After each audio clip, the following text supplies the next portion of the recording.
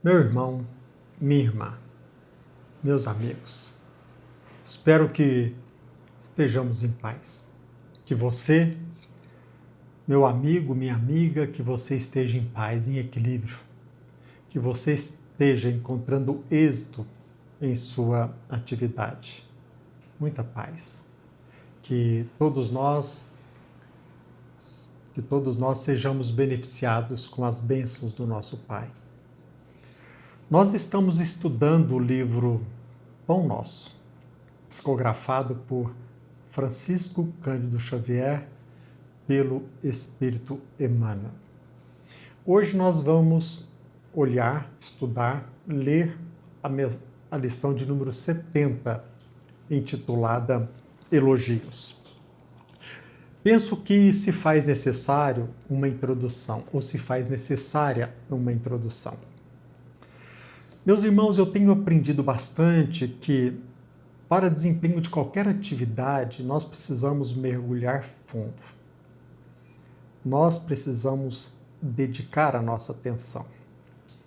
Ao estudar um objeto, precisamos debruçar a nossa atenção naquilo que nós estamos estudando. Se nós alimentamos o propósito de exercer determinada profissão, que nós possamos estudar bem, obter, por exemplo, um certificado e não só, cada vez mais nos aprofundarmos naquilo que nós estamos fazendo.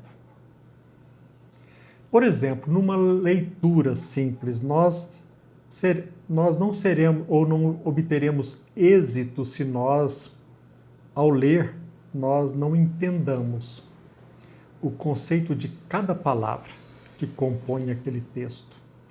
Se nós não entendermos o conceito de cada palavra, certamente nós não iremos entender o que realmente o autor está querendo compartilhar conosco. Em toda e qualquer atividade, muita atenção. Nós não podemos levar a nossa vida com base em chavões, em premissas irrefutáveis. Precisamos prestar atenção em cada circunstância como nos conduzir bem. E o Evangelho é um guia seguro. Em torno do tema de hoje, elogios. O desafio do elogio. É necessário que nós elogiemos, principalmente dentro do nosso lar. Elogiemos a nossa esposa, o nosso marido, os nossos filhos. No nosso setor de trabalho, é muito importante que reconheçamos o mérito do nosso companheiro. Nós também elogiemos o nosso irmão que ali nos ajuda. Agora, quando nós falamos sobre Evangelho, levar a mensagem do Evangelho, precisamos muito cuidado, porque nem sempre aqui nós estamos preparados para lidar com o ego. Muitas pessoas são levadas a divulgar a mensagem do Evangelho porque, por exemplo, através da fala, é algo que chama muita atenção e tende a atrair olhares diferentes, a lisonjear o nosso ego. E quando se fala em Evangelho, nós precisamos, em nossa atividade, alimentar sempre como guia a abnegação, o devotamento, agora, sobretudo, o desinteresse. Não trabalharmos condicionados ao reconhecimento, ao aplauso, ao elogio. Quando nós falamos, por exemplo, em Evangelho, penso que é equivocado o uso da palavra professor. Nós estamos aqui compartilhando lições, somos juntos aprendizes. Evangelho é vida, é testemunho. Como eu posso ser professor em algo que ainda eu não desfruto de tanta habilidade?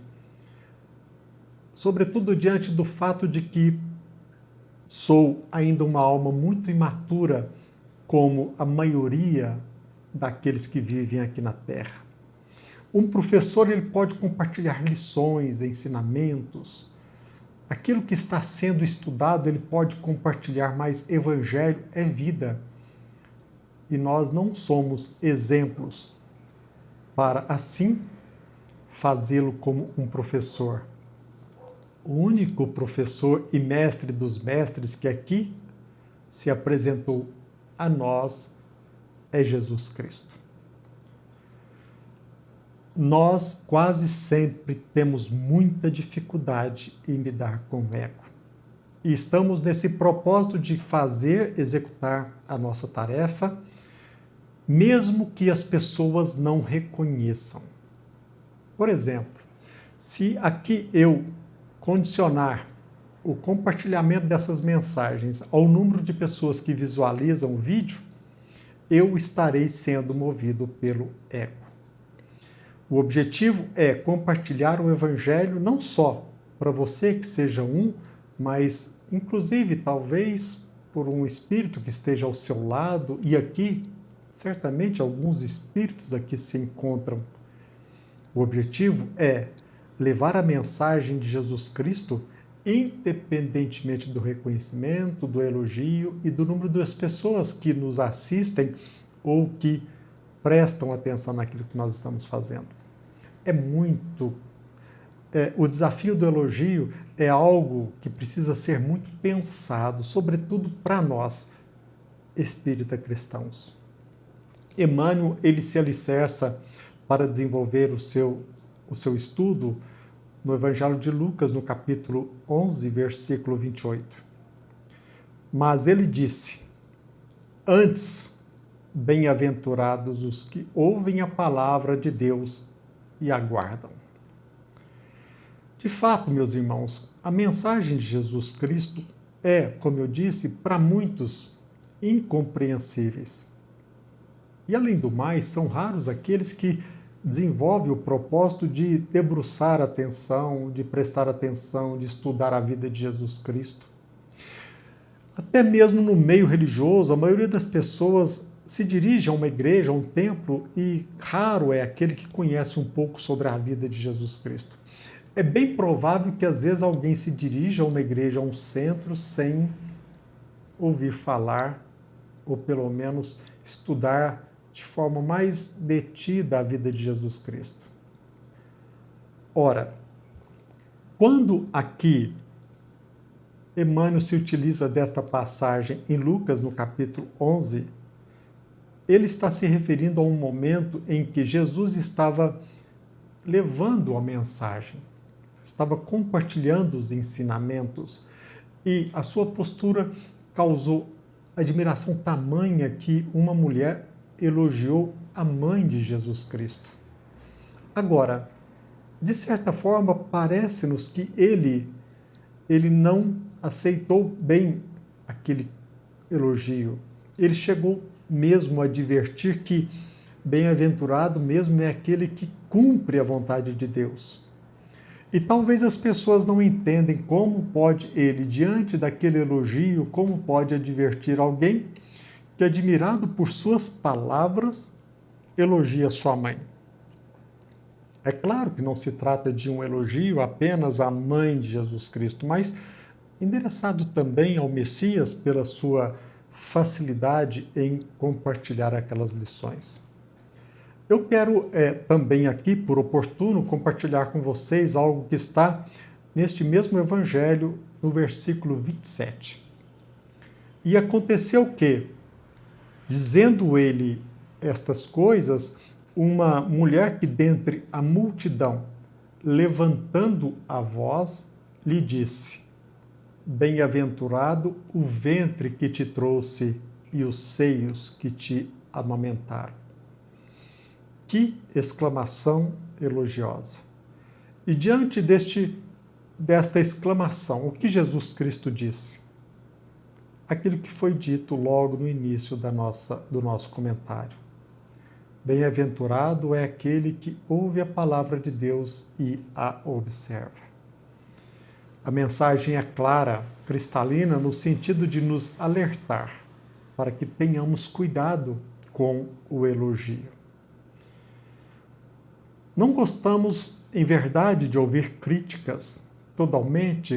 Todavia, geralmente nós somos fascinados pelos elogios, por destacar o nosso ego. Pode parecer estranho, mas muitas pessoas se idolatram. E a idolatria não é o caminho devido. A mensagem de Jesus Cristo aqui, ela dirige a nós que quase sempre somos escravizados pela mente egóica. E esta passagem serve para que nós aceitemos o convite de nos libertarmos desta escravidão. Precisamos dizer e reconhecer que são raras as pessoas preparadas para receber um elogio. Repito, certamente por esta realidade, Emmanuel, com base neste ensinamento, nesta passagem, ele destaca na lição aqui que será lida, advertências sobre o perigo dos elogios. Emmanuel diz assim: dirigia-se Jesus à multidão com o enorme poder do seu amor, conquistando geral atenção. Mal terminara as observações amorosas e sábias, eis que uma senhora se levanta no seio da turba e, magnetizada pela sua expressão de espiritualidade sublime, reporta-se em alta voz as bem-aventuranças que deviam caber a Maria, por ela ter contribuído na vinda do Salvador à face da terra. Mas, prestamente, na perfeita compreensão das consequências infelizes que poderiam advir da atitude impensada, responde o mestre que, antes de tudo, serão bem-aventurados os que ouvem a revelação de Deus e lhe praticam os ensinamentos, observando-lhe os princípios. A passagem constitui esclarecimento vivo para que se não amorteça entre os discípulos sinceros. A campanha contra o elogio pessoal, veneno das obras mais santas a sufocar-lhes os propósitos e esperanças. Quero ler novamente essa frase. A campanha contra o elogio pessoal, veneno das obras mais santas a lhe sufocar os propósitos e esperanças. E aí vem uma dica muito importante. É natural que sintamos vontade, ou talvez até mesmo chamemos a atenção de alguém, ou sentimos vontade de elogiar determinada pessoa. E Emmanuel vem aqui e nos apresenta uma dica. Se admiras algum companheiro que se categoriza a teus olhos por trabalhador fiel do bem, não o perturbes com palavras, das quais o mundo tem abusado muitas vezes, construindo frases superficiais no perigoso festim da lisonja. No perigoso festim da lisonja. Quantas pessoas não usam do elogio para atender interesses outros ou para atingir objetivos que não têm nada a ver com admiração, que talvez nem exista. Quantas e quantas vezes nós dizemos algo que não corresponde àquilo que verdadeiramente sentimos? Certamente, Emmanuel está querendo dizer o seguinte, que a campanha contra o elogio pessoal, que é um veneno das obras mais santas a sufocar os propósitos e esperanças, ele nos mostra que quase sempre nós estamos nos deparando no dia a dia com frases superficiais e quase sempre com o perigoso festim da lisonja. Mesmo que alguém sinceramente nos apresente um elogio, nem sempre nós estamos preparados para recebê-los. Então é necessário, é natural que nós devemos ajudar o outro, aquele a quem admiramos, com a nossa boa vontade e entendimento, ajudando-o no ministério que ele desenvolve, sem que esqueçamos de que, acima de todas as bem-aventuranças, brilham os divinos dons daqueles que ouvem a palavra do Senhor, colocando-a em prática. Que maravilha! Ou seja, em outras palavras, um homem só atinge o objetivo a que se propõe espiritualmente, somente alcança a ascensão espiritual quando não condiciona os seus passos à admiração alheia, quando não condiciona o seu trabalho ao aplauso e ao elogio, quando ele não deixa que as críticas o abalem e não deixa também que os elogios o iludam. Talvez vocês, meus irmãos, conheçam uma frase de Norman Vincent, que diz mais ou menos assim: o mal de quase todos nós é que preferimos ser arruinados pelo elogio a ser salvos pela crítica. E eu quero citar também uma frase de Sigmund Freud, psicanalista, o pai da psicanálise. Podemos nos defender de um ataque, mas somos indefesos a um elogio. E por fim, não poderíamos deixar de mencionar uma frase de Santo Agostinho: prefiro os que me criticam, porque me corrigem, aos que me elogiam, porque me corrompem. Que a paz de Jesus Cristo esteja conosco e que as bênçãos do nosso Pai, que elas possam nos beneficiar a todos. Que assim seja. Até breve, se Deus quiser.